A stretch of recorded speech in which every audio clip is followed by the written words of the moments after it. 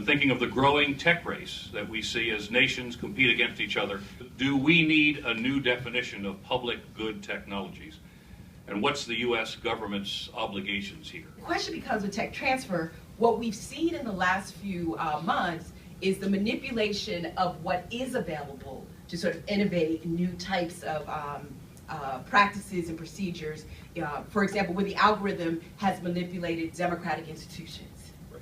That's a different type of regulation where the data flows are not easily identified and not necessarily understood by all actors. And I would even say in some cases the private sector. How do you begin to resolve and reconcile and create harmonious legislation or regulation that allows one part of the technology sector, again, to focus on civil society, while another part of it, continues to do what they do, but perhaps in a regulated context?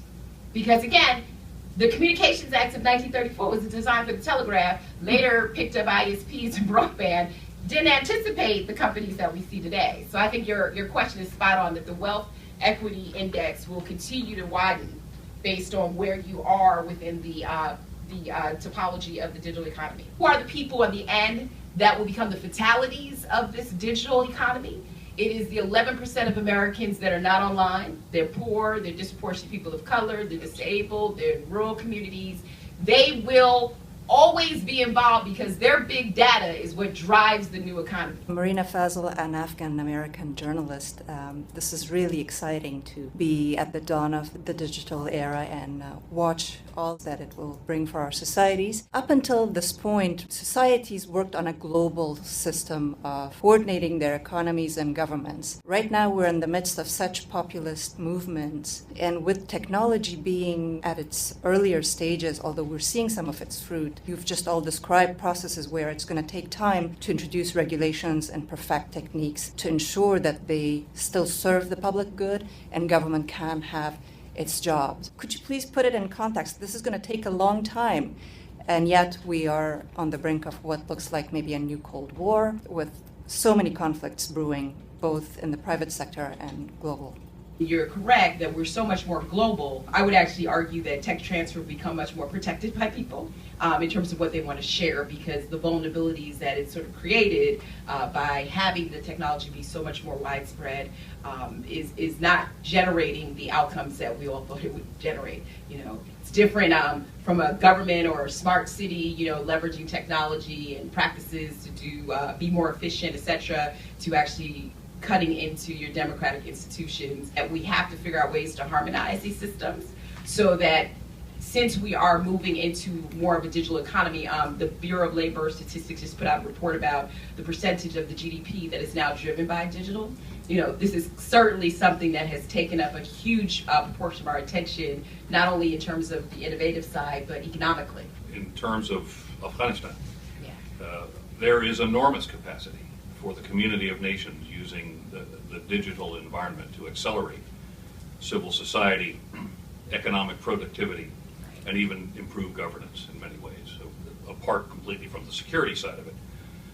And here's where I think the community of entities, which is bigger than the community of nations. When we talk about entities, I'm talking about Facebook and Google, some of the most significant sovereign entities when you think about sovereignty, have the capacity to help to slingshot many countries that are in the developing world that would not otherwise be able to do it on their own through public-private international partnerships, have the capacity to be quite helpful, I think, in that regard.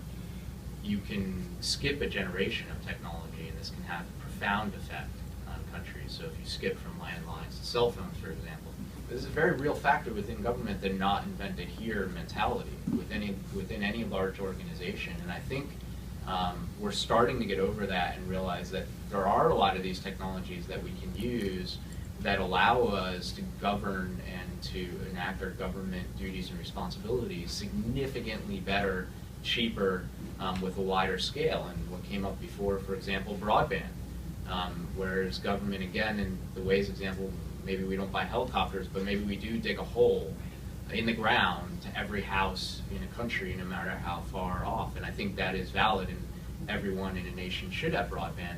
But all of a sudden, maybe there's this game-changing technology if we can do broadband from space, because a company like SpaceX and even some other ones than that have come up with a new, much cheaper solution. You mentioned the potentially emerging Cold War. Quite apart from the dust-up we're having right now with the Chinese, I think that there are enormous opportunities, again, for us to share and to cooperate, the U.S. and China, on a number of issues.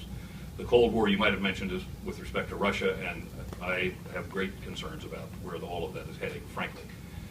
But I see China in a very different mode. And I think if we, beyond the reflex for protectionism, which can chill can chill the opportunity to cooperate in these very important areas, the capacity for the United States and China in this regard to find common ground in the digital future, I think, is extraordinarily important to both countries and to the community.